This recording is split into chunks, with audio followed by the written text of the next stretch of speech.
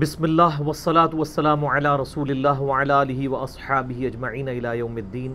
الحمدللہ آج 11 اگست 2019 کو سنڈے کے دن 9 ذوالحجہ 1440 ہجری میں مجلس نمبر 76 کے اندر ہم بقیہ کے سوالات کا سلسلہ اللہ کا نام لے کے شروع کرتے ہیں۔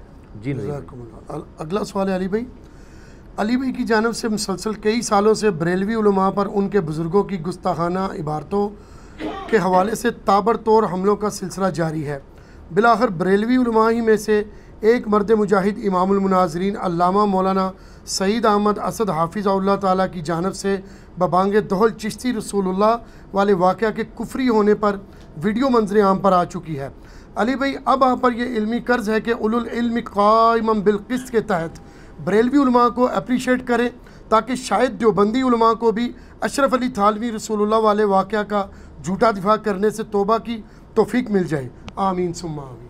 ماشاءاللہ، لگتا ہے کسی بریلوی عالم نے سوال لکھا ہے، اولو العلم قائما بالقسط، اہل علم انصاف پر قائم رہتے ہوئے۔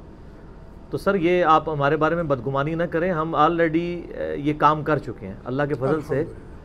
چند دن پہلے میں نے پرسنلی سعید احمد اسد صاحب حفظہ اللہ تعالیٰ جو بریلویوں کے امام المناظرین ہیں، اور میں ان کو بچپن سے سن رہا ہوں، میرا بھی آپ کو پتہ بلٹ اپ تو بریلوی مکتب فکر میں ہوئے آلموسٹ 31 ایئرس تک۔ جی تو 1994 میں نے سعید احمد اسد صاحب کو فزیکلی سننا شروع کیا، جب ان کی داڑھی بھی کالی تھی، اور ہمارے یعنی جیلم میں جب یہ آیا کرتے تھے تو ان کے جلسوں میں بہت رش ہوتا تھا، بڑی علمی گفتگو اس وقت بھی کرتے تھے۔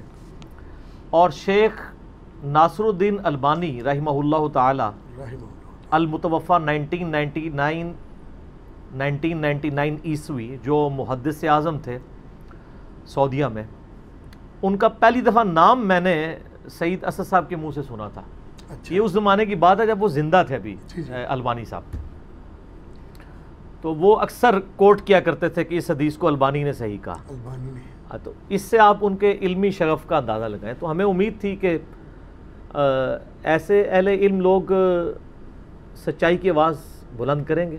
ابھی پچھلے دنوں آپ کو پتہ ہے جو ایک نبی صلی اللہ علیہ وآلہ وسلم کی ختم نبوت کے حوالے سے بھی ان کا ایک ڈیبیٹس چل رہی ہیں، اس میں بھی میں نے سعید اسد صاحب کو سپورٹ کیا تھا، میری ویڈیو بھی یوٹیوب پہ چڑھ چکی ہے، مناظرہ بٹوین سعید اسد اور ڈاکٹر اشرف آصف جلالی، اور اردو میں اس کا ٹائٹل ہے نبی صلی اللہ علیہ وآلہ وسلم کو نبوت کب ملی۔ وہ آپ کلپ یوٹیوب پہ دیکھ سکتے ہیں۔ تو اس معاملے میں بھی میری ان سے فون پہ باقاعدہ بات ہوئی ہے، اور میں نے ان سے پوچھا کہ یہ آپ نے جو رجوع ریکارڈ کروایا ہے، یہ اچانک ان کا، میں تو شروع سے ہی باتیں کرتا تھا، بہرحال ویڈیو میں نے اب کر دی ہے۔ کلاس کے دوران کہتے ہیں کسی نے وہ ڈسکشن کی، تو میں نے اس پہ بات کی، وہ ریکارڈ ہو کے نیٹ پہ چڑھ گئی۔ تو میں نے کہا جی میں آپ کو پرسنلی آپ کی جرت کو سلام پیش کرتا ہوں، مبارکباد پیش کرتا ہوں، بڑی دعائیں انہوں نے دی مجھے۔ کہتے ہیں آپ کی عمر کتنی ہے؟ میں نے کہا سر 42 ایئرس آلموسٹ ہونے والی ہے۔ تو کہتے ہیں میرے تو بیٹے بھی آپ سے بڑے ہیں، تو میں آپ کو پھر بیٹا کہہ کے مخاطب کر سکتا ہوں؟ میں نے کرے تو پھر کہنے لگے بیٹا یاد رکھو، دین وہ ہے جو آسمان سے نازل ہوا ہے، باقی سب لوگوں کے منہ کے کلام ہے۔ ہائے ہائے ہائے، نہ میں وابی نہ میں بابی، میں ہوں مسلم علمی کتابی۔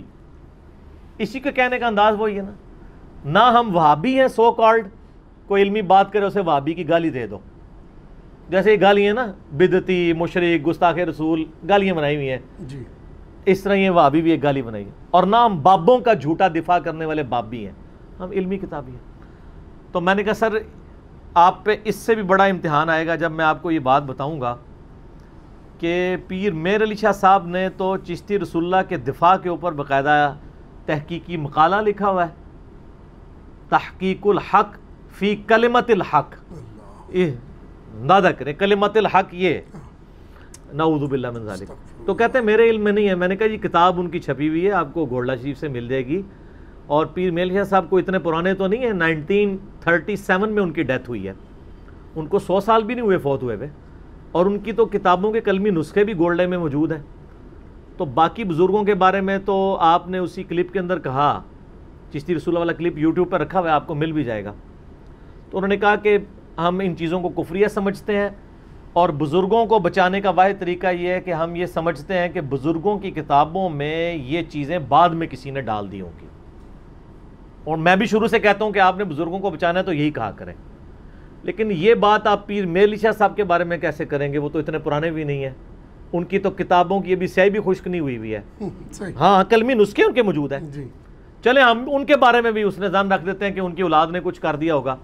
ویسے یہ لوگ پیر نصیر الدین صاحب سے تو ویسے ہی ناراض ہیں، تو یہ انہوں نے نہ کچھ کر دیا ہو، لیکن وہ کتاب تو موجود ہے جس میں انہوں نے باقاعدہ یہ فنا فی شیخ اور یہ تصوف میں جو ٹرمنالوجیز ہیں اس کا دفاع کرتے ہوئے چشتی رسول اللہ کا بھی دفاع کر دیا ہے۔ وہ اردو میں بھی فارسی میں بھی وہ کتاب آپ کو نیٹ کے اوپر مل جائے گی، انشاءاللہ ہم اس ویڈیو میں اس کا JPG بھی ایڈ کر دیں گے کہ یہ کتاب جو ہے یہ واقعی موجود ہے، تحقیق الحق فی کلمت الحق، نعوذ باللہ من ذالک۔ تو میں نے کہا جی انہوں نے بھی دفاع کیا ہوا ہے، تو کہتے ہیں جی اس پہ پھر انہوں نے جملہ بولا کہ بیٹا دین وہ ہے جو آسمانوں سے نازل ہوا ہے، باقی سب لوگوں کی منہ کی باتیں وہ دین نہیں ہے۔ چلیں ان کی اتنی بات بھی کرنا بہت بڑی بات ہے، لیکن مسئلہ اس وقت ہوتا ہے نا جب ہم یعنی قادیانیوں کے ساتھ بحث کرتے ہیں ختم نبوت کے مسئلے پہ، تو پھر یہ ساری عبارتیں ہمارا پیچھا کرتی ہیں نا، ہمارے سے مراد ہے آپ لوگ، اصل میرا نہیں کرتی ہیں، میرے کلپ تو ماشاءاللہ سر چڑھ کے بول رہے ہیں، وہ کہتے ہیں کوئی بندہ ہے جس نے ہمیں ہاتھ ڈالا ہے تو یہی ہے، کیونکہ چند ایک مضبوط باتیں جو انہوں نے پکڑی ہوئی تھی ہم نے تو وہ توڑ کے رکھ دی کہ بھئی چشتی رسول اللہ بھی غلط، اشرف علی رسول اللہ بھی غلط، اون کرو اگلی گل، آؤ ہاں، تو یہ تو کوئی نہیں کرنے کے لیے تیار۔ تو باقی پیر میر علی شاہ صاحب کی جو کنٹریبیوشن ہے قادیانیت کے خلاف، میں اس کی دل سے قدر کرتا ہوں، اور میں سمجھتا ہوں کئی معاملات میں کافی ماڈریٹ اسکالر تھے وہ، ان کا ماڈریٹ ہونا کے لیے یہی کافی ہے کہ ایک طرف تو وہ اپنی کتاب میں محمد بن الوہاب صاحب کو شیطان کا سینگ اور نجدی لکھتے ہیں، وہ ابن عابدین شامی کی تقلید کرتے ہوئے بغیر تحقیق کے، لیکن دوسری طرف اسی زمانے میں ایک اہل حدیث عالم ثناء اللہ امرتسری جو کہ اس وقت قادیانیوں کے خلاف لیڈ کرنے والے علماء میں سے ایک تھے، دیوبندی علماء بھی تھے، احمد بریلوی صاحب تو سب سے فرنٹ پہ لیڈ کر رہے تھے کیونکہ انہوں نے حسام الحرمین میں پہلا فتویٰ غلام احمد قادیانی پہ دیا تھا، دیوبندیوں نے تو بعد میں دیا ہے، اور یہاں سے یعنی اہل حدیث کی طرف سے ثناء اللہ امرتسری تھے، پیر میر علی شاہ صاحب بھی یعنی منظر عام پہ آئے اور انہوں نے ایک کتاب سیف چشتیائی لکھی، پھر اس کی طرف سے بھی کتاب آئی تحفہ گولڈویہ کے نام سے۔ تو ثناء اللہ امرتسری گولڈا گئے ملنے کے لیے پیر میر علی شاہ صاحب کو، تو پیر میر علی شاہ صاحب نے جب نماز کا وقت آیا تو مصلی پہ ان کو آگے کر دیا، جو آج بھی کسی بریلوی عالم کی یہ حوصلہ نہیں ہے کہ وہ کسی اہل حدیث عالم کو اپنے مصلی پہ کھڑا کر دے، تو یہ میں سمجھتا ہوں کہ بہت بڑی ان کی دلیری تھی اس زمانے میں۔ تو یعنی پازیٹیو چیزیں جن کی ہیں وہ ہم اپریشیٹ کرتے ہیں۔ دوسری طرف امام ابن تیمیہ کو انہوں نے شیخ الاسلام لکھا ہے، حالانکہ بریلوی تو ماننے کے لیے تیار نہیں، ویسے میں بھی ماننے کے لیے تیار نہیں ہوں، لیکن میں ایک اختلاف سے ہٹ کے ایک بات کر رہا ہوں کہ یعنی ایک اہل حدیث کے ایک بزرگ کے بارے میں اس طرح کے ان کے پازیٹیو کمنٹس پیر میر علی شاہ صاحب کے۔ باقی یہ جو ان کی کتاب ہے نا تحقیق الحق فی کلمت الحق، ہم اس کو کنڈیم کرتے ہیں، اور یہ میں اس لیے کہہ رہا ہوں کہ قادیانیوں نے بھی یہ کلپ دیکھنا ہوگا تو میں ان کو بھی کلیئر کٹ کہ ہمیں کسی کی کوئی دھونس نہ لگائے، ہمیں دھونس لگ ہی نہیں سکتی اللہ کے فضل سے، کیوں؟ کیونکہ نام ہے وابی، نام ہے بابی، میں ہوں مسلم، علمی کتابی۔ تو میں نے سعید اسد صاحب کا پرسنلی یعنی شکریہ ادا کیا ہے، اور لیکن اس کے ساتھ کچھ چیزیں جڑی ہوئی ہیں جو میں ضرور عرض کرنا چاہوں گا اس حوالے سے، کہ صرف ان عبارات سے اعلان برات کر لینا کافی نہیں ہوگا اللہ کے حضور چھٹکارے کے لیے۔ میری اب علمی ذمہ داری ہے کہ میں موت سے پہلے پہلے ان کے علماء اور پبلک تک میں یہ مقدمہ رکھوں۔ میرا مقدمہ بریلوی عوام اور کھلے ذہن والے علماء کی عدالت میں ہے، ریجڈ اسٹرانٹ قسم کے لوگوں کو تو کوئی نہیں سمجھا سکتا۔ میں مقدمہ ان کے سامنے رکھوں گا کہ ایسی کتابیں جن میں ایسی گستاخانہ باتیں لکھی ہوئی ہیں، وَأَنْتُمْ تَعْلَمُونَ، اور تم جانتے تو ہو، جو بندیوں کو گستاخانہ عبارتوں پہ منوانا پڑے تو یہ مشکل کام ہے، کیونکہ ان کے اپنے بزرگوں سے جو کچھ ہوا، جس کے رد میں حسام الحرمین آئی اور پھر انہوں نے جھوٹا دفاع کر کے المہند اور المفند لکھی، یہ 1905 میں آئی حسام الارمین اور 1906 میں آئی المہند علی المفند. ان کو تو سمجھانا مشکل ہے. باقی میں نے جو الحمدللہ آلریڈی ایک لیکچر ریکارڈ کروا دیا ہے اشرف علی رسول اللہ والے نعوذ باللہ ایشو کے اوپر ڈیٹیل لیکچر, اور وہ بھی ان کی برکت سے ریکارڈ ہو گیا, کیونکہ وہ ایچ ڈی کیمرے میں نے دکھا دیا. وہ دھوکہ دیتے تھے یہ تو خواب میں ہوا ہے, بیداری کا واقعہ نہیں ہے, سارا کچا چٹا کھل گیا. اور نیچے اس ویڈیو کے نیچے آپ کو کٹر دیوبند کے لوگوں کے کمنٹس ملیں گے کہ جی یہ ہمارے علماء تو ہمارے فرقے کے کمزور گول کیپر ہیں, اس کے بعد تو انہیں اشرف تھانوی صاحب کی اس بارے سے رجوع کر لینا چاہیے. تو اللہ کا شکر ہے ابھی بھی میں عوام کی عدالت میں, بریلوی عوام کی عدالت میں یعنی مقدمہ رکھوں گا. میرا خود بلٹ اپ بریلوی مکتبہ فکر میں ہوا ہے. 10 سال میں سبز پگڑی بھی باندھتا رہا ہوں, 1990 سے لے کے آلموسٹ 2000 تک. مجھے سب لوگ جانتے ہیں اس حوالے سے. میں عوام کے سامنے مقدمہ رکھ رہا ہوں کہ کیا ان کتابوں کی عبارات کو کفریہ کہہ دینے سے مسئلہ حل ہو جائے گا؟ کیا اس کے بعد یہ ضروری نہیں ہے کہ آپ ان کی پرنٹنگ بند کریں؟ نمبر 1. نمبر 2, جہاں جہاں پرنٹنگ کے بعد نسخے جا چکے ہیں سارے ریٹریو کریں. ٹھیک ہے جی. اور نمبر 3, اعلان برات کر دیں کہ آندہ یہ کوئی کتاب نہیں چھاپے گا چونکہ گستاخانہ ہے, یا ان عبارتوں کو نکال کے وہ کتابیں چھاپیں. اس کو نکال کے آپ جو کچھ اس میں نکالنا ہے نکال کے اینڈ پہ قرآن حدیث بچے گا تو وہ چھاپنے کی ضرورت نہیں, وہ پہلے ہی قرآن حدیث میں موجود ہے. تو چھاپنا ہی بند کر دیں کتابیں مہربانی کر کے. یہ کہنا کہ جی اچھی باتیں لے لو بری باتیں چھوڑ دو, تو کل کو آپ کہیں گے غلام احمد قادیانی کی کتابوں میں سے بھی اچھی باتیں لے لو بری باتیں چھوڑ دو. آپ یہ چیزیں چھوڑ دیں, آپ کہیں قرآن و سنت سے اچھی باتیں لیں جو ہے ہی ساری اچھی ہیں الحمدللہ. ان بزرگوں کو چھوڑ دیں, ان کی کتابیں ان کے ساتھ رہنے دیں. اور اس سے اگلی سخت بات ہے جو میں بریلویت کی ڈاکٹرائن میں ہی بتاؤں گا کہ آپ کسی بریلوی سے پوچھیں کہ یہ جو الامداد رسالہ تھا اشرف علی رسول اللہ جس میں لکھا ہوا ہے نعوذ باللہ ایک خواب ہے, اس کے بعد بیداری میں بھی وہ ان کا مرید یہی پڑھتا ہے اور وہ اپنے پیر کو لکھتا ہے اور وہ کہتا ہے کہ جی کوئی نہیں, اس واقعے میں تسلی تھی, پریشان ہونے کی ضرورت نہیں ہے, اس میں تو خوشخبری تھی کہ تو جس پیر کے پیچھے چل رہا ہے یعنی میں اشرف علی تھانوی, میں متبع سنت ہوں, اسی لیے میرے نام کا کلمہ تو خواب میں بھی پڑھ رہا ہے اور بیداری میں بھی وہ کہہ رہا ہے میری زبان پہ مسلسل جاری ہو رہا ہے. بجائے پیر یہ کہنے کے کہ شیطان تیری زبان پہ چڑھا ہے, وہ کہتا ہے خیر ہے تسلی ہے, چک کے رکھ کم. ٹھیک ہے. تو یہ الامداد رسالہ جو ہے اس کو کیا کرنا چاہیے؟ تو بریلوی وہاں پتہ کہے گی جی چوک میں رکھ کے آگ لگا دیں, یہی کہیں گے نا جی. تو پھر میں آپ سے کہتا ہوں کہ اگر یہی گستاخانہ عبارتیں کشف المحجوب میں نکلیں, حشد بہشت میں نکلیں, تذکرۃ الاولیاء میں نکلیں, تو آپ اپنی ڈاکٹرائن میں خود فیصلہ کریں کہ ان کو کہاں پہ رکھ کے کیا کرنا چاہیے. چوک میں رکھنا نہیں ظاہر ہے, وہ تو امپلائڈ ہے نا, فلنگ دی بلینکس تو یہ خود کریں گے نا, ورنہ تو انہوں نے میرا بیچ میں جملہ کاٹ لینا ہے. ٹھیک ہے نا. اور میں آپ کو اس میں انڈورس کرواؤں, ایک کتاب لکھی ہے زلزلہ, ارشد القادری صاحب نے, انڈیا کے اسکالر تھے, آلموسٹ 90 سال کی عمر میں ہو کے فوت ہوئے ہیں. تو انہوں نے دیوبندیوں کو چاروں شانے چت کیا ہے. جن عقیدوں کے اوپر وہ بریلویوں پہ اعتراض کرتے تھے نا, انہوں نے دیوبندیوں کی کتابوں سے وہی عقیدے دیوبندیوں کے اپنے بزرگوں کے بارے میں ثابت کر دیے, علم غیب, یہ ساری چیزیں, روحانی تصرف, استمداد. اور اس کتاب کا نام انہوں نے رکھا زلزلہ, یعنی ان کے اپنے معنوں میں زلزلہ. وہ کتاب جب مارکیٹ میں چھپ کے آئی نا, تو مفتی عامر عثمانی رحمہ اللہ تعالی, جو دیوبند میں شیخ الحدیث بھی تھے, شبیر احمد عثمانی صاحب کے بھتیجے, جن کا میں نے خلافت و ملوکیت پہ بتایا تھا کہ پہلے وہ خلاف تھے, بعد میں دفاع میں 700 صفحے لکھ دیے.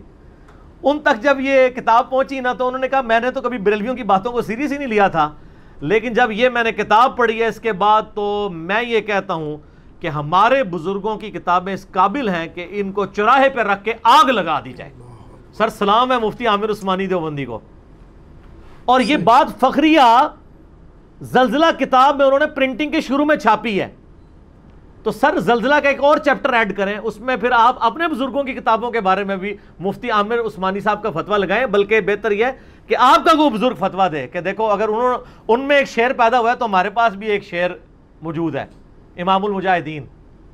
وہ مجاہد اس طرح سامنے آئے نا کوئی, امام المجاہدین یا امام المناظرین یا کسی بھی نام سے, کہ جی اس نے کہا ہاں جی ہماری کتابیں بھی اس قابل ہیں, جس طرح مفتی عامر عثمانی نے کہا کہ ان کے بزرگوں کی کتابیں اس قابل ہیں, ہمارے بزرگ نے بھی کہہ دیا کہ ہماری کتابیں. تو سر پھر پتہ چلے گا نا. ابھی تک بہرحال ان کا نمبر اوپر جا رہا ہے کہ انہوں نے کم از کم یہ کیا ہے. تو یہ کتابیں ریٹریو ہونی چاہیے، یعنی میں تو یہ مشورہ دوں گا۔ باقی اس معاملے میں ایک موقع غنیمت جانتے ہوئے تھوڑا سا اس کو جو ہماری ینگ جنریشن ہے ان تک مقدمہ پہنچانے کے لیے میں تھوڑا سا بریف کر دوں کہ جو علماء اس طرح کی کفری عبارتوں کا دفاع کرتے ہیں، چشتی رسول اللہ کا نعوذ باللہ، اشرفی رسول اللہ کا جو دفاع تھا وہ تو میں نے ایسی انجینئرنگ کی ہے کہ اللہ کے فضل سے وہ قیامت تک کے لیے چیپٹر کلوز ہے، اس پہ میں ابھی تک صرف ریفرنسز دیتا تھا۔ میں چاہ رہا ہوں اس موقع کو غنیمت جان کے میں یہ ریکارڈنگ میں بھی لے آؤں کہ اس واقعے میں وہ جو جھوٹی پلی جتنی لیتے ہیں نا اس کو ڈیفینڈ کرنے کے لیے ایک ایک شیطانی وسوسے کہ میں کاٹ کر دوں تاکہ قیامت تک کسی کی جرت نہ ہو کہ اس طرح کی گستاخانہ عبارتوں کو اور کفری عبارتوں کا دفاع کر سکے، کیونکہ پھر بھی انسان کی دو رائے ہو ہی جاتی ہیں نا کہ یار وہ بھی تو کہہ رہے ہیں، وہ تو اتنے بڑے عالم ہیں، وہ تو اس پہ یہ دلیل دے رہے ہیں۔ ان کی جو کہانیاں ہیں نا، دلائل تو اس کو کہتے ہوئے بھی شرم آتی ہے، ان کہانیوں کی بھی میں انشاءاللہ انجینئرنگ سیاست کر دوں گا، لیکن اس کے لیے میں تمہیداً ایک بات کروں۔ قرآن حکیم میں آپ کو پتہ ہے سورۃ البقرہ میں آیات نازل ہوئیں، صحابہ اکرام علیہم رضوان نبی علیہ السلام کی جب گفتگو کے دوران بات سمجھ نہیں آتی تھی تو کہتے تھے راعینا یا رسول اللہ، یا رسول اللہ ہماری رعایت فرمائیں، یعنی بات کو ریپیٹ کر دیں۔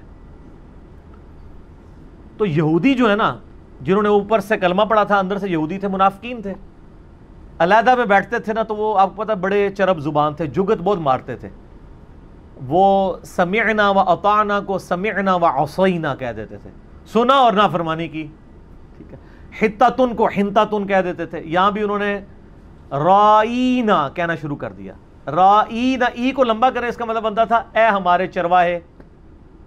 صحابہ کرام یہ لفظ نعوذ باللہ اس طرح بگاڑتے نہیں تھے، لیکن اللہ تعالیٰ نے قرآن حکیم میں اپنے نبی علیہ السلام کی عصمت کی حفاظت کی خاطر فرمایا لا تقولوا راعینا، صحابہ تم بھی رائنا کہنا چھوڑ دو۔ حالانکہ وہ تو نہ اس کو بگاڑ رہے تھے، نہ بری نیت سے کہہ رہے تھے، رائینا تو وقولوا انظرنا، تم کہا کرو یا رسول اللہ ہمارا انتظار فرمائے، ہم پہ نظر کرم فرمائے، نظر ثانی فرمائے، بات کو دوبارہ ریپیٹ کر دیں، وہ لفظ ہی چھوڑ دو جو بگاڑا جا رہا ہے۔ یہ نبی علیہ السلام کی عصمت کا معاملہ ہے، اور یہاں آپ لوگ اشرف علی رسول اللہ اور چشتی رسول اللہ کا دفاع کرنے کے لیے بیٹھے ہیں۔ آپ نے نبی علیہ السلام کو کیا شکل دکھانی قیامت والے دن؟ کس منہ سے سامنے جانا ہے؟ اور اللہ کی تو میں بات ہی نہیں کرتا، اللہ تو اپنے نبی کے بارے میں بہت سینسٹیو ہے، اس نے تو صحابہ کو روک دیا ہے۔ اور اس پر بھی ترا سورۃ الحجرات کے شروع کی جو آیات ہیں، یا ایھا الذین آمنوا لا ترفعوا اصواتکم فوق صوت النبی، اے ایمان والو نبی علیہ السلام کی آواز سے بھی اپنی آواز کو بلند نہ کرنا ورنہ تمہارے اعمال اکارت کر دیے جائیں گے اور تمہیں خبر بھی نہیں ہوگی۔ یعنی خبر نہیں ہوگی، مراد جب خبر ہی نہیں ہوگی تو توبہ کی توفیق بھی نہیں ملے گی۔ ہائے ہائے ہائے، یہ آیت پتہ کب نازل ہوئی ہے؟ صحیح بخاری میں اس کانٹیکسٹ میں ایک حدیث ہے، کتاب التفسیر چیپٹر میں عبداللہ ابن ابی ملیکہ تابعی کہتے ہیں کہ عبداللہ ابن زبیر رضی اللہ تعالیٰ عنہ مجھ سے کہنے لگے اس واقعے کے بارے میں، اور وہ روایت کرتے ہیں عبداللہ ابن ابی ملیکہ کہتے ہیں قریب تھا کہ مخلوق کے دو بہترین اشخاص برباد ہو جاتے جب رسول اللہ کے حضور ان کی آوازیں انجانے میں بلند ہو گئیں، اور وہ دو لوگ تھے ابو بکر اور عمر رضی اللہ عنہما وعلیہم السلام، ان سے اوپر تو کوئی نہیں تھا، وہ بھی برباد ہو جاتے۔ رسول اللہ سے بدتمیزی نہیں کی۔ پھر انہوں نے واقعہ بیان کیا، صحیح بخاری میں پورا واقعہ ہے کہ ایک مسلمان ہو کے قبیلہ نبی علیہ السلام کی خدمت میں حاضر ہوا، تو آپ کی مبارک عادت تھی کہ آپ قبیلے میں سے ایک کو کسی کو امیر مقرر کرتے تھے تاکہ بعد میں اس سے کمیونیکیشن رہے۔ تو حضرت ابو بکر نے مشورہ دیا کہ اس شخص کو امیر بنائیں، حضرت عمر نے کہا یہ شخص نہیں، یہ بہتر ہے۔ تو حضرت ابو بکر نے کہا کہ اے عمر تم اکثر معاملات میں میرے ساتھ اختلاف کرتے ہو، تو بس آپس میں تلخ کلامی ہوئی، آپس میں واضح بلند ہوئی، تو آیات نازل ہوئی لا ترفعوا اصواتکم فوق صوت النبی۔ تو حدیث کے الفاظ ہیں، عبداللہ ابن زبیر کہتے ہیں ان آیات کے نازل ہونے کے بعد حضرت عمر کی یہ عادت ہو گئی کہ وہ اتنا آہستہ بولتے تھے کہ نبی علیہ السلام کو آواز ہی نہیں آتی تھی۔ حضور کہتے تھے عمر تھوڑا اونچا بولو، مجھے آواز ہی نہیں آ رہی۔ سر یہ فرق ہے ایک صحابی میں اور ایک وہابی میں اور ایک بابی میں۔ ظاہر ہم تو ساروں کو بیچ میں لے کے چلیں گے، بابوں کے ماننے والے میں اور صحابی میں یہ فرق ہے، وہ فوراً سمعنا و اطعنا کرتے تھے۔ اور جب یہ انہوں نے کیا پھر وہ اگلی آیات نازل ہوئی، ان الذین یغضون اصواتهم عند رسول اللہ، بے شک جو لوگ رسول اللہ کے حضور اپنی آوازیں پست رکھتے ہیں اللہ نے ان کے دلوں کو تقوی کے لیے چن لیا۔ اور آج بھی روزہ شریف کے اوپر جالیوں کے اوپر یہ آیت لکھی ہوئی ہے، ان الذین یغضون اصواتهم عند رسول اللہ، کیونکہ نبی علیہ السلام کی قبر مبارک کے پاس بھی آج کی ڈیٹ میں بھی آواز بلند کرنا یہ گستاخی ہے۔ ایک علیحدہ سے ٹاپک ہے، آپ یوٹیوب پہ میرا کلپ دیکھ لیں، یا رسول اللہ صلی اللہ علیہ وآلہ وسلم پر عقیدہ، قبر رسول کی حاضری، یہ سارے ٹاپکس میرے ریکارڈڈ ہیں الحمدللہ، لاکھوں لوگوں نے دیکھے ہیں۔ تو اگر ابو بکر و عمر کے اعمال برباد ہو جائیں رسول اللہ سے بدتمیزی کی وجہ سے نہیں، صرف ان کی موجودگی میں آواز بلند کرنے سے، تو جو لوگ ان کتابوں کا دفاع کر رہے ہیں اور بزرگوں کی عصمتوں کے رونے رو رہے ہیں، وہ اپنی آخرت کی فکر کریں۔ بزرگوں کی آخرت بچاتے بچاتے اپنی نہ برباد کر بیٹھے۔ ہمیں نہیں پتا انہوں نے لکھا ہے یا نہیں لکھا، لیکن ان کی ضد ہے کہ انہوں نے لکھا ہے۔ ہم تو یہی کہتے ہیں کہ ان کتابوں میں تبدیلی ہوگی، لیکن اس کا منطقی انجام یہ ہے پھر یہ کتابیں چھاپنی بند کریں، پھر یہ ہاتھ میں اٹھا کے نہ دکھایا کریں کہ جس کا کوئی مرشد نہیں وہ کشف المحجوب پڑھ لے، یہ نہ بتایا کریں کہ جس کے اندر نبی علیہ السلام کی نعوذ باللہ ایک صحابی کی بیوی زید بن حارثہ کی بیوی سیدہ زینب کے ساتھ ایک جھوٹا سکینڈل لکھا ہوا ہے نعوذ باللہ، پھر یہ نہ بتایا کریں۔ میرے کلپ ریکارڈڈ ہے، مجھے تکلیف ہوگی ان چیزوں کو بیان کرتے ہوئے۔ آپ کو اگر شوق ہے تو میرا ایک لیکچر ہے، مسئلہ نمبر 71B، انڈیا اور پاکستان کے بزرگوں کی 19 گستاخانہ عبارات کا تحقیقی جائزہ، جو الحمدللہ ہزاروں لوگوں کی اصلاح کا سبب بنا ہے بزرگ پرستی سے نکالنے کا۔ اس میں میں نے اپنا ایک ریسرچ پیپر اندھا دھند پیروی کا انجام، ریسرچ پیپر نمبر 2A پورے کا پورا کور کیا ہے 19 گستاخانہ عبارتوں کے اوپر۔ میں اس لیے اس ٹاپک کو آج سکپ کرتا ہوں۔ تو یعنی یہ نبی علیہ السلام کا معاملہ اتنا سینسٹیو ہے، اور یہ ہمارے ایمان کا تقاضا بھی ہے، بخاری اور مسلم دونوں میں حدیث ہے، تم میں سے کوئی شخص اس وقت تک مؤمن نہیں ہو سکتا جب تک کہ میں اسے اس کے ماں باپ اولاد سب لوگوں سے بڑھ کے عزیز نہ ہو جاؤں۔ اور صحیح بخاری میں الفاظ ہیں کہ حضرت عمر رضی اللہ تعالیٰ عنہ ایک دفعہ نبی علیہ السلام کے ساتھ چہل قدمی کر رہے تھے، تو حضرت عمر نے نا بڑے پیار سے نبی علیہ السلام کا مبارک ہاتھ تھاما اور کہا یا رسول اللہ مجھے آپ پوری دنیا میں سب سے بڑھ کر عزیز ہیں سوائے اپنی جان کے۔ سچ بول دیا نا، اپنی جان تو سب کو پیاری ہوتی ہے۔ اور وہ یہ بتانا چاہ رہے تھے کہ آپ جیسا مجھے کوئی بھی نہیں، نہ میری بیوی، نہ میرے بچے، نہ میرے ماں باپ۔ انہوں نے سمجھا میں نے بہت بڑا کمال کیا ہے، تو نبی علیہ السلام نے فرمایا نہیں بلکہ تمہاری جان سے بھی بڑھ کے۔ تو ان کا یا رسول اللہ آپ مجھے میری جان سے بھی بڑھ کے عزیز ہے۔ آپ نے فرمایا اب عمر تمہارا ایمان مکمل ہوا۔ یہ صحیح بخاری میں حدیث ہے۔ سر آپ نبی علیہ السلام کی ذات کو کیا سمجھتے ہیں؟ بزرگوں کو بچانے کی خاطر آپ اپنا ایمان برباد کرنا چاہتے ہیں؟ بزرگوں کو بچانے سے مراد ان کی کتابیں، بزرگوں کا تو ہمیں پتہ ہی نہیں ہے۔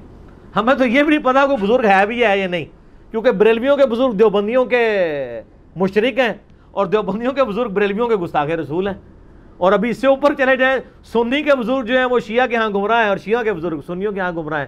یہ تو کہانیاں بزرگوں والی اپنے پاس ہی رکھیں۔ بزرگوں کا زمانہ ختم ہو چکا ہے۔ کیوں؟ کیونکہ نہ میں وابی، نہ میں بابی، میں ہوں مسلم علمی کتابی۔ اچھا یہ لوگ ہمیں نا بڑی یعنی پڑھایا کرتے تھے پٹیاں، اور بڑی اچھی پٹیاں بھی ہم نے بچپن میں پڑھی ہیں۔ با خدا دیوانہ باش، با محمد ہوشیار، کہتے تھے خدا کے لیے آپ دیوانگی کر لیں۔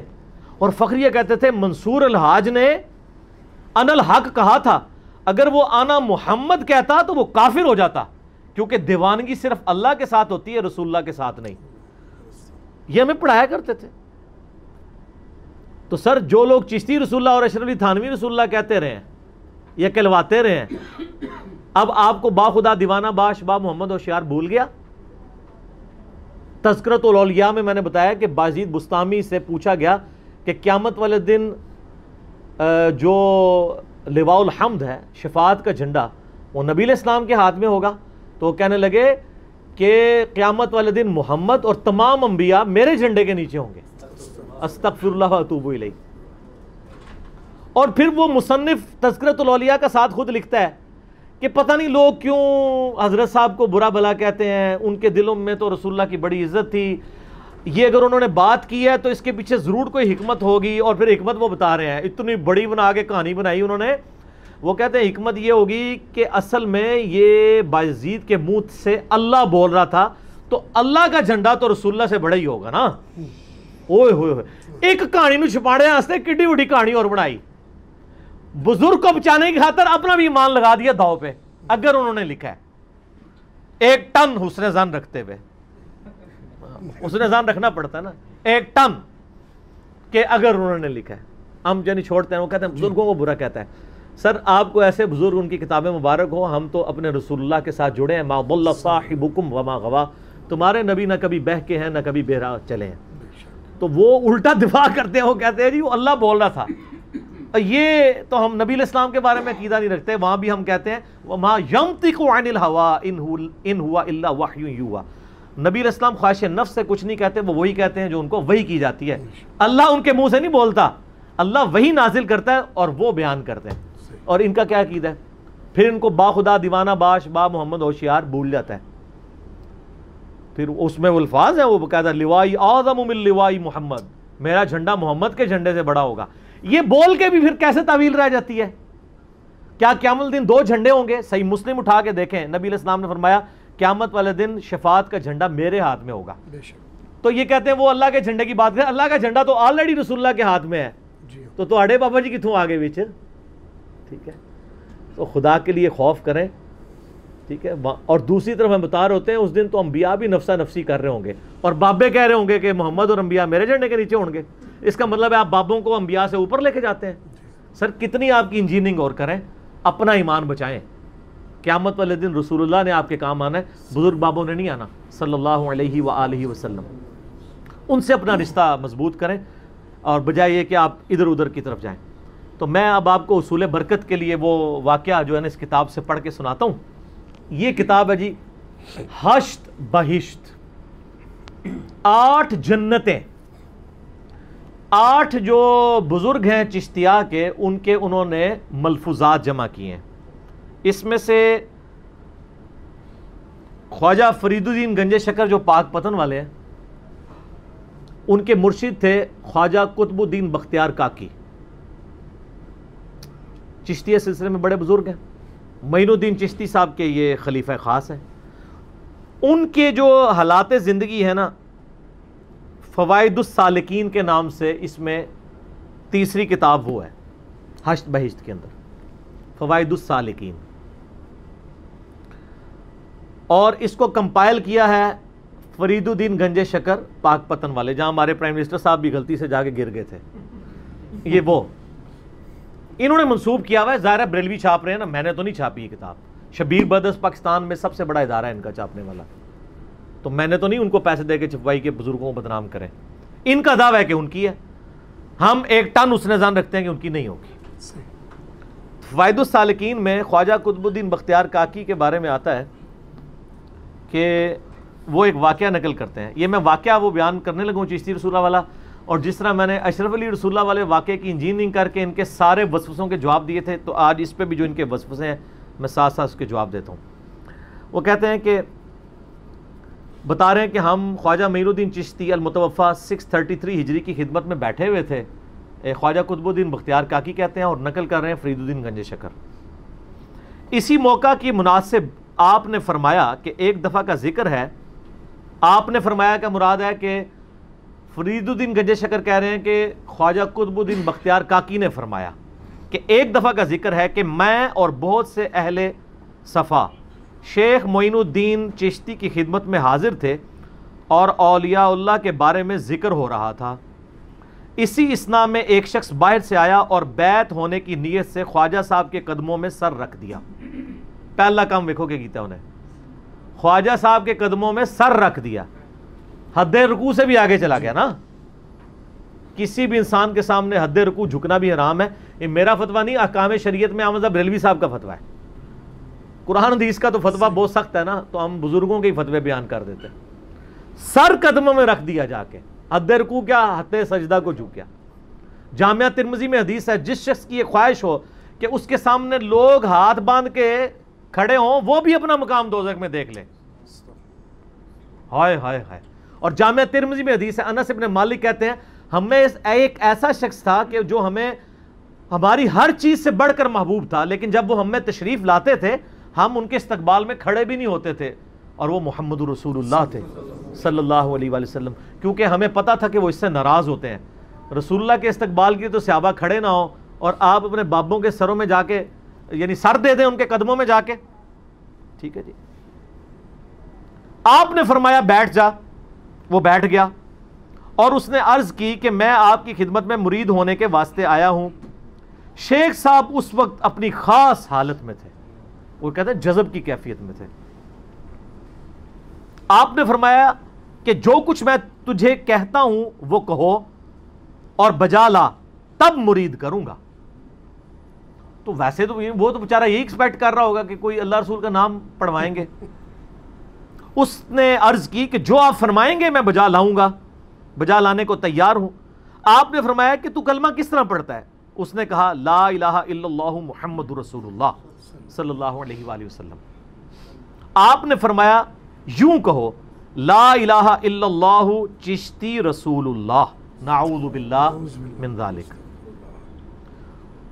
اس نے اسی طرح کہا.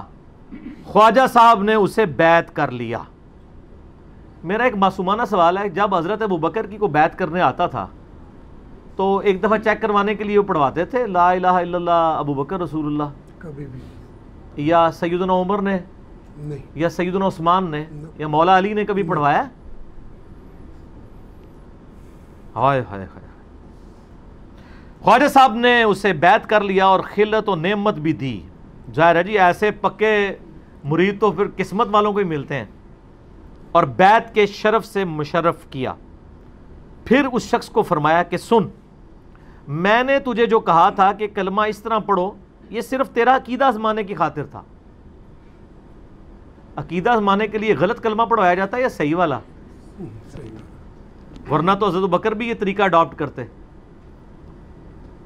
ورنہ میں کون ہوں؟ میں تو ایک ادنا سا غلام محمد الرسول اللہ ہوں صلی اللہ علیہ وآلہ وسلم. کلمہ اصل میں وہی ہے, لیکن میں نے صرف حال کی کمالیت کی وجہ سے یہ کلمہ تیری زبان سے کہلوایا تھا. چونکہ تو مرید ہونے کے لیے آیا تھا اور تجھے مجھ پر یقین کامل تھا, اس لیے فوراً تو نے ایسا کہہ دیا. اس لیے سچا مرید ہو گیا. یعنی سچا مرید وہ ہے جو پہلے پیر کے نام کا کلمہ پڑھے, دوسرے کچے ہیں. اور در حقیقت مرید کا صدق بھی ایسا ہی ہونا چاہیے. یہ خواجہ صاحب فرما رہے ہیں کہ اپنے پیر کی خدمت میں صادق اور راسخ رہے. یعنی جو بھی پیر صاحب کہیں وہ اس پہ عمل کرے, چاہے وہ کفر ہے یا اسلام ہے, نعوذ باللہ.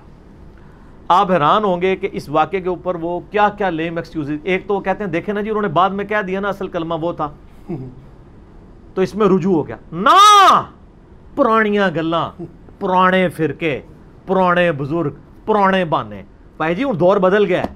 اب دور آ گیا ہے کہ نہ میں وابی نہ میں بابی, میں ہوں مسلم علمی کتابی. کیا گستاخانہ عبارت سے توبہ کا یہ طریقہ ہوتا ہے؟ یہ توبہ اس طرح ہوتی کہ بیٹا میں نے تم سے کفر کہلوایا تھا اور اس چند منٹوں کے لیے میں خود بھی کافر ہو گیا تھا, میرا نکاح بھی ٹوٹ گیا تھا, میری اپنے پیر سے بیعت بھی ٹوٹ گئی تھی, اور تیرا بھی نکاح میں نے توڑوا دیا کفر کہلوا کے, تیری بیعت تو پہلے ہی کوئی نہیں تھی, اور تیرا ایمان بھی توڑوا دیا. اور بیٹا اب میں توبہ کرتا ہوں, تو بیٹا دونوں کسی مولوی کے پاس جا کے پہلے تو اپنا نکاح دوبارہ سے پڑھوائیں, اور پیر اگر میرا زندہ ہے تو میں جا کے اس سے دوبارہ بیعت ہوں, اگر مر گیا تو کوئی اور پیر پہلے میں تلاش کروں پھر تجھے مرید کروں گا. سر یہ ہم سے زیادہ تصوف کون جانتا ہے؟ کفر کی توبہ پھر اس طرح ہوتی ہے, ایسے نہیں ہوتی ہے. رجوع کہاں لکھا ہوا ہے؟ کہانیاں کرا رہے ہو. اعلانیہ کفر کی توبہ اعلانیہ ہوتی ہے. ان تو صرف کہہ کے نہیں وہ میں نے ویسے پڑھوایا تھا دوسرے والا ہے, کفر سے توبہ تو کی نہیں ہے. اگر یہ ان کی کتاب ہے 1000 ٹن اس نے زن رکھتے ہوئے. تو یہ جناب جھوٹا دفاع کرتے ہیں. اچھا جی, اب یہ تو ویسے سب سے کمزور دفاع تھا.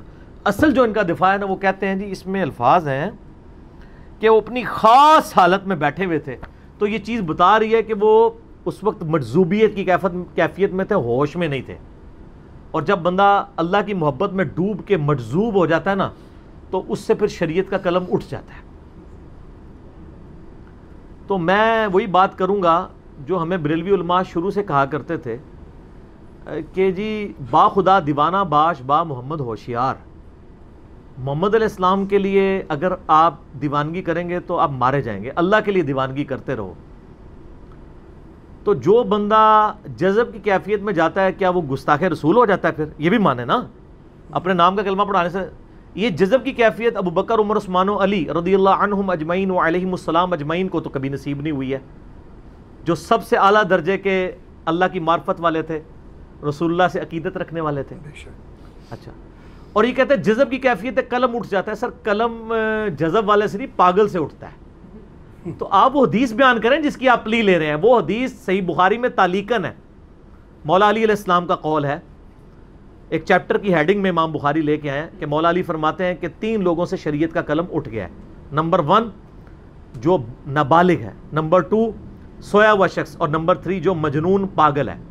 اور یہ مرفوع حدیث بھی سنن نبی داؤد میں موجود ہے, نبی علیہ السلام کے ریفرنس سے, کہ آپ علیہ السلام نے فرمایا کہ 3 لوگوں کے اوپر اللہ کی شریعت کا قلم اٹھ جاتا ہے, نابالغ کے اوپر, سوئے ہوئے شخص کے اوپر, اور پاگل کے اوپر. تو سر یہ مجذوب نہ کہا کرے, آپ کہیں کہ ہمارے بزرگ اس وقت تھوڑی دیر کے لیے ذہنی توازن ان کا بگڑ گیا تھا, تاکہ لوگوں کو پتہ چلے کہ بھئی جب ذہنی توازن جن کا بگڑا ہو ان کو ہم نے بزرگ ماننا ہے, تو پھر وہ خود ہی آپ کے بزرگوں کی بزرگی کے قائل ہو جائیں گے. اس کے لیے ایک سوفسٹیکیٹڈ ورڈ جو ہے مجذوب ڈیوائز کر لیا ہے, اور کہتے ہیں نہیں وہ قلم اٹھ جاتا ہے. لیکن دوسری طرف میں یہ سوال کرتا ہوں, جو بندہ اللہ کی محبت میں جذب ہو جائے اور مجنون ہو جائے, کیا وہ رسول اللہ کا گستاخ ہوگا؟ شیطان کی محبت میں غرق ہونے والا تو رسول اللہ کا گستاخ ہو سکتا ہے, اللہ کی محبت میں غرق ہونے والا تو اللہ کے محبوب کا کبھی گستاخی کا سوچ بھی نہیں سکتا. ٹھیک ہے جی, صلی اللہ علیہ وآلہ وسلم. اچھا, پھر ایک اور پولیس میں لے لیں گے, وہ کہیں گے جی وہ دیکھیں جی, اب دیکھیں کہاں دور دور کی کہانیاں کراتے ہیں. میں تو چونکہ وہ کہتے ہیں دائیاں کو ٹھیڈ نہیں چھپے ہوتے, میں تو ان میں رہا ہوں نا, تو مجھے پتہ ہے یہ کہاں کہاں سے بھاگتے ہیں. وہ کہتے ہیں جی ایک حدیث بھی ہے صحیح مسلم کے اندر, وہ بڑی مشہور ایک حدیث ہے کہ نبی علیہ السلام نے ایک مثال بیان فرمائی کہ جب کوئی شخص گناہ سے توبہ کر کے اللہ کی طرف آتا ہے نا, تو اللہ تعالیٰ اس بندے سے خوش کتنا ہوتا ہے. تو نبی علیہ السلام نے اس کو ایک مثال سے بیان فرمایا کہ ایک شخص کسی جنگل بیابان ریگستان میں ہو, اس کی سواری پہ اس کا سامان لدا ہوا ہو, اور وہ ایک جگہ آرام کے لیے رکے, اس کی آنکھ لگ جائے, اچانک اس کی سواری غائب ہو جائے, بھاگ جائے وہاں سے. تو اب اسے اپنی موت سامنے نظر آئے گی, اٹھ کے وہ پریشان ہو گیا, کیونکہ اونٹ پہ سب کچھ لدا تھا, ریگستان میں تو کئی میلوں تک پانی کھانا پینا نہیں ملے گا. اب وہ وہیں پہ بیٹھ کے اپنی موت کا انتظار کرنا شروع کر دے کہ اچانک اس کی گمی ہوئی سواری اس کے سامنے آ جائے, اور وہ اتنا خوش ہو کہ اللہ کی طرف متوجہ ہوتے وقت وہ کلمات یہ بولنا چاہے کہ اے اللہ میں تیرا بندہ, تو میرا رب. لیکن خوشی کی شدت کی وجہ سے اس کی زبان لڑکھڑا جائے اور اس کی زبان سے نکل جائے کہ اے اللہ تو میرا بندہ, میں تیرا رب. لیکن اس کے ساتھ الفاظ ہیں من شدت الفرح, خوشی کی شدت کی وجہ سے زبان لڑکھڑا جائے. یہ نہیں کہ پوری انٹینشن کے ساتھ کہ پڑھ بیٹا پہلے میرے نام کا کلمہ. دیکھیں سر, گدے کے اوپر کالی اور سفید لکیریں لگا کے آپ زیبرا نہیں بنا سکتے. اس حدیث کی پلی لیتے ہیں سر, اس حدیث کا اس کے ساتھ کوئی تعلق ہی نہیں ہے. وہاں تو الفاظ ہے زبان لڑکھڑائی ہے, یا تو وہ کہہ رہے ہیں میں نے کہلوایا ہے, زبان نہیں لڑکھڑائی, اور اس کے بعد اعلانیہ اس کفر کی توبہ بھی نہیں کی. اور میرا ایک معصومانہ سوال ہے, توبہ نہیں کی اور آپ نے جو جعلی توبہ بنائی ہوئی ہے وہ میں توبہ مان بھی لوں, تو میرا ایک معصومانہ سوال ہے کہ وہ کلمہ پڑھتے ہی اگر بابا جی اور مرید صاحب دونوں ہی ٹیپٹاس ہو جاتے, یعنی ایکسپائر ہو جاتے, تو کدھر جا کے نکلتے؟ جہنم. کیا کوئی شخص رسک لے سکتا ہے کہ کلمات کفر بولے وہ اگے لمحے کا نہیں کسی کو پتا؟ تو توبہ اس میں کوئی نہیں, آپ خام خواہ توبہ بناتے پھریں. توبہ آپ کو بھی پتا ہے کہ شرعی توبہ گستاخانہ چیزوں سے کس طرح ہوتی ہے. اس کو توبہ کرنے کا طریقہ یہ نہیں ہوتا کہ جی میں نے تو ویسے پڑھوایا تھا چیک کرنے کے لیے. تو یہ اس طرح کے نا جھوٹے ایکسکیوزز اور پلی لیتے ہیں, اور اس طرح کے نا واقعات, اور اسلام کی بنیاد پہ حملہ کر رہے ہیں. بخاری و مسلم کی متفق علیہ حدیث ہے کہ اسلام کی بنیاد 5 چیزوں پہ ہے. نمبر 1 کہ تو گواہی دے لا الہ الا اللہ محمد رسول اللہ. نمبر 2 نماز قائم رکھو. نمبر 3 زکوٰۃ ادا کرو. نمبر 4 رمضان کے روزے. اور نمبر 5 اگر استطاعت ہو اللہ کی راہ میں حج کرنا. تو سر یہ تو اسلام کی بنیاد پہ آپ حملہ کر رہے ہیں اور آپ اس کو کیجول لے رہے ہیں. تو یہ اس طرح کے جھوٹے ایکسکیوزز بناتے تھے. تو میں نے کوشش کی ہے کہ میں اس کی تھوڑی سی انجینئرنگ کر دوں تاکہ کل کو کوئی یہ نہ کہ جی ہماری بھی دلیل تھی وہ ذکر نہیں کی ہے. تو یہ سلوٹ ہے جی سعید احمد اسد صاحب کو حفظہ اللہ تعالی کہ انہوں نے جرأت کی ہے, اور اس کی وجہ سے مجھے بھی ایک موقع ملا ہے کہ میں ایک تو ان کا شکریہ ادا کروں، فون پہ تو میں نے آلریڈی کر دیا ہے، الحمدللہ بات چیت ہوتی رہتی ہے، اور انشاءاللہ امید ہے ان قریب ملاقات بھی ہوگی، میں نے ان سے ٹائم لیا ہے ملاقات کے لیے انشاءاللہ۔ تو باقی اس کی وجہ سے یہ بہتری ہوگی کہ اشرف علی تھانوی رسول اللہ کا تو میرا ڈیٹیل جواب آیا تھا، اس کے بعد ہمیشہ کے لیے زبانیں ہی بند ہو گئی ہیں ان کی، جو وہ جھوٹے ایکسکیوزز کرتے تھے، کبھی کہتے تھے خواب ہے، میں نے بتایا نہیں بیداری ہے، کبھی وہ کہتے تھے یار اس بیچارے کا قصور ہے، میں نے کہا بیچارے کا تو قصور ہی کوئی نہیں، اصل میں تو قصور اس کا ہے جو اس کو اللہ شیری دے رہا ہے، ہم کب کہہ رہے ہیں اس بیچارے کا قصور ہے جی ٹھیک ہے۔ اور اس کی برکت سے ابھی چشتی رسول اللہ کے حوالے سے جو ان کے جھوٹے ایکسکیوزز تھے وہ میں نے بیان کر دیے، تو میں آخر میں پھر وہی بات کروں گا کہ جتنی گستاخانہ کتابیں ہیں ان سب کو ریٹریو کریں اور ان کی پرنٹنگ بند کریں، میری ریکویسٹ ہے۔ اور میں ایک قطن یعنی سیدنا عمر اگر آج زندہ ہوتے ان کتابوں کے ساتھ اور ان کتابوں کے چھاپنے والوں کے ساتھ اور ان بابوں کے ماننے والوں کے ساتھ، اور اگر واقعی بابوں نے ایسا کیا ہوتا اور ان بابوں کے ساتھ کیا کرتے تلوار سر، وہ آپ کو تو پتہ ہے پھر کیا کرتے وہ، تو سر میں کوئی سخت نہیں ہوں، میں تو حضرت عمر والی بات ہی نہیں کر رہا ہوں، میں تو صرف یہ کہہ رہا ہوں سر پرنٹنگ روکیں، مہربانی کریں، ختم کریں ان کو چیزوں کو، بس اب کہانی ختم کریں، اب دور بدل چکا ہے۔ اور میں آپ کو بتاؤں میں اپنے بھائیوں کو اکثر بتاتا ہوں کہ ہماری دعوت جو گراس روٹ لیول تک پہنچی ہے نا، اس میں ٹاپ آف دا لسٹ جو چیزیں ہیں نا وہ گستاخانہ عبارتیں ہیں جو میں نے اس ایشو کو اٹھا کے بغیر تکفیر کیے مسلمانوں کی، ان کو اپنا بھائی سمجھتے ہوئے عوام الناس کی عدالت میں نے دیوبند کی پبلک کی عوام میں مقدمہ رکھا ہے، بریلویوں کی پبلک کی عوام میں مقدمہ رکھا ہے، میں نے اہل حدیث کی پبلک میں عوام کی عدالت میں مقدمہ رکھا ہے، بریلویوں دیوبندیوں کی عوام کی عدالت میں مقدمہ رکھا ہے، الحمدللہ شیعہ کی عوام کی عدالت میں مقدمہ رکھا ہے، علماء پہ تو میں 4 تکبیریں پڑھ کے، بلکہ 5 تکبیریں بھی صحیح مسلم میں ثابت ہیں ایک جنازے پہ، اور ایک مجلس میں ان کو 3 طلاقیں دے کے فارغ کر چکا ہوں، ان سے مجھے کوئی امید نہیں ہے، کیونکہ کوئی بھی گول کیپر اپنے پول میں فٹ بال نہیں پھینکتا، یہ سارے اپنے اپنے فرقوں کے گول کیپر ہیں۔ تو باقی آج میں نے یہ بھی ایک ادھار تھا، بڑے عرصے سے لوگ کہہ رہے تھے ریکارڈ کروائیں، تو آج چونکہ موقع آیا تو میں نے ریکارڈ کروا دیا، الحمدللہ ٹھیک ہو گیا۔ جزاکم اللہ خیر علی بھائی۔